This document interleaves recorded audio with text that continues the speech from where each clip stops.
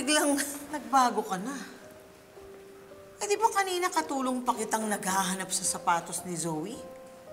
Pagkatapos ngayon, galit ka? Ate, hindi mo ba nakita si Zoe? Naaapektuhan na siya. Wini-wish nga niya na sana mamatay na siya. Hindi ka ba naaawa kay Zoe? I'm sorry, Obeng.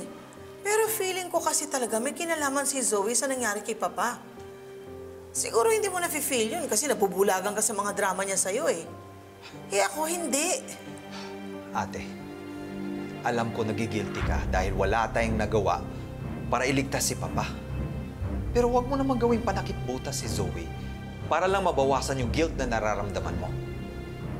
Alam mo, kapag may nangyaring masama talaga kay Zoe, hindi ko talaga mapapatawad ang sarili ko.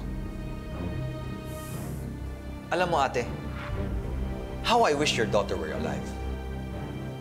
Ano kaya mararamdaman mo kapag ginawa ko sa kanya lahat ng ginawa mo kay Zoe? Obeng, I'm sorry, pero kasi... I'm sorry, ate.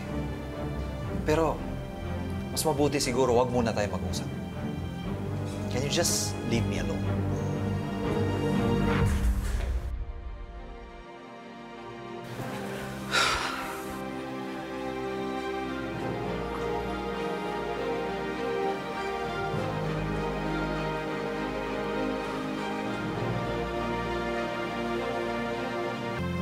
Pare,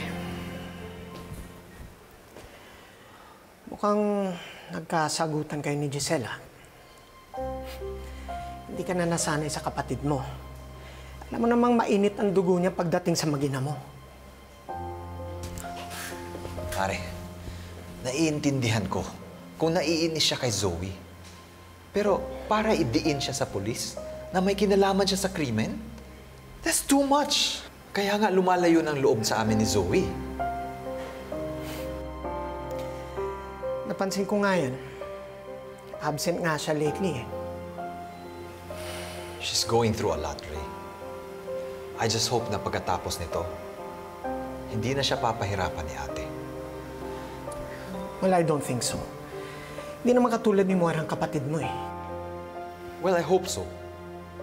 Kasi kapag pinahirapan pa niya si Zoe, I will have to make a recommendation na ibigay sa iba yung posisyon niya as CEO.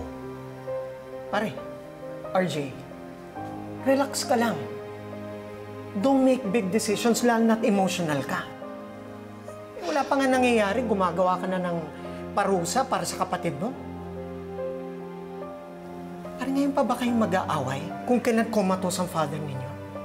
Ang kailangan niya ngayon, magkasundo kayong dalawa.